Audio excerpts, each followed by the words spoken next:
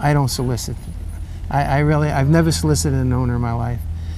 I just got owners and started doing well with them. And I think that the turning point was when I trained for Juddmonte, and they see you doing so good for him, and then they realize that, well, maybe this guy can train some good horses. So people start coming to you, and the better horses you get, the better you start doing, and then it just, multiplied like a snowball, Was there a point in your career that you envisioned where you would be at now with your stable, and you really said, I am going to make it in this business? Not really. I thought I'd be stuck in the claiming business for a while, because I thought I was doing like a lot of young trainers. You do well for a year or two and you want to jump up and get the best horses you can right off the bat, but it took years for me to start getting good horses.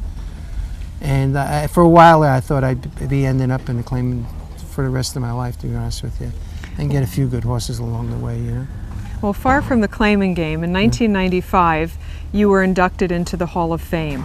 What did that mean to you personally? I was thinking about that this morning, because they were talking about on Shug's plaque, and I was saying how my plaque, they had some filly that won 2 races at Pomona, and they left off a horse that was got an Eclipse Award, so, and I got to thinking about the Hall of Fame thing. It's not like in baseball or in football where you're out of it for a while and you get awarded for this, and it's a very emotional thing.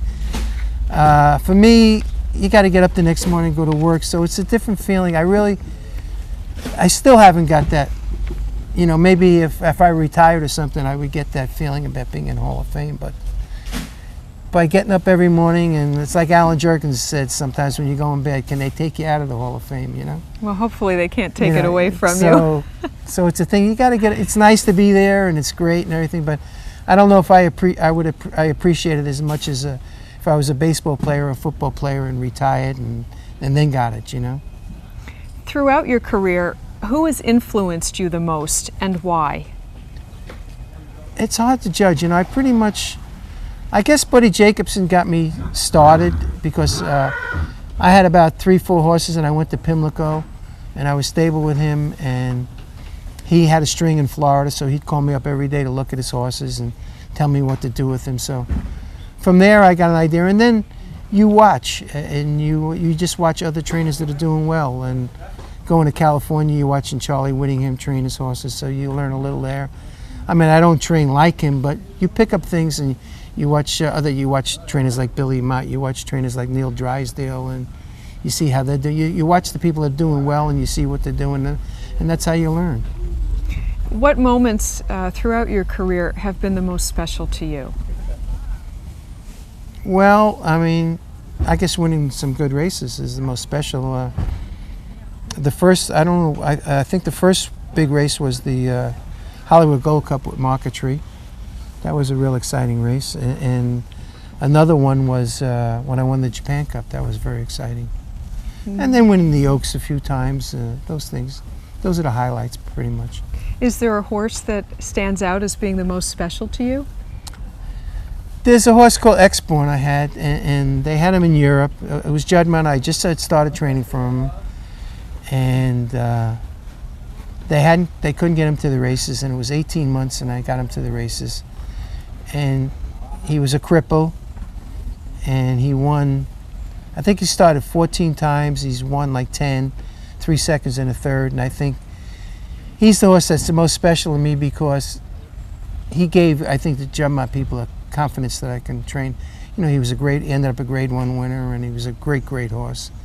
And he was the one that got me started with the Juddmonte people, where they would start sending me their real good horses. With all your experience seeing horses, watching them, is there a common trait among the great ones? It's a hard question. I really don't know. I know like a horse like Midas Eyes and Go Sapper, they're real tough horses. They're tough to saddle, they're tough to be around. But then you get horses that like Sightseek, she's so sweet, and I had Flute, and those kind of would be easy to train and no trouble at all. Put the saddle on them, they don't move, So I guess just they they're just better horses and they're stronger horses, and that's the only thing I can say about. I don't think there's any particular trait that they have, because I think they come in all shapes and sizes. I have a filly in California called Megahertz. She's a nasty little filly, and she was dumping the rider when I first got her every day, but she couldn't weigh more than 700 pounds, and she's won almost $2 million, you know. Is there anything in them, in the shed row, that you see that equates to them really digging in and getting the win when they're on the track? You say you have some that are real tigers, and then some that are, you know, really sweet like sightseeing. Yeah, you got to just know your horses and know how they're training. Like a horse like my size, he doesn't impress you in the morning at all. And even Ghost Zapper, first time I ran him, he paid like 11-1 or something like that. So there's no really any set rules to what makes them good or bad or whatever, because like I said, they come in all shapes and sizes. Bobby, if you were not in this profession, what profession would you be in? I have no idea. You know, I didn't like working for a living, so I didn't like having a job, so I don't know what would happen. It's just, I guess it was meant to be, you know. If you could have one superpower, what would it be? What do you mean, one superpower? One superpower, the Midas touch. If there was one power you could have, what would you wish for? I'd have to think about that, to be honest with you. I really never think of things like that. What can we expect from your stable over the next decade? Well, hopefully, you know, I keep on getting good horses and young horses, and obviously I'd like to win the Triple Crown. You know, that's what everybody'd like to do. I've been close in the Derby twice, where I was second, and I thought I run real good horses in there. And that's about it, you know. Win some Breeders' Cup races and win the Triple Crown races, and then my career would be a complete success. We expect to see you around for a long time, and hopefully not retiring soon. No, I don't think I'll retire, to be honest with you. You know, I might slow down a little bit, but not retiring. How would you like to be remembered? Just as that I took real good care of my horses, and I was kind to them, and I didn't hurt them at all. You know, I always thought of the horse first, and you know, which I do, and I'm proud of that. That's my biggest thing, that I always thought of the horse first.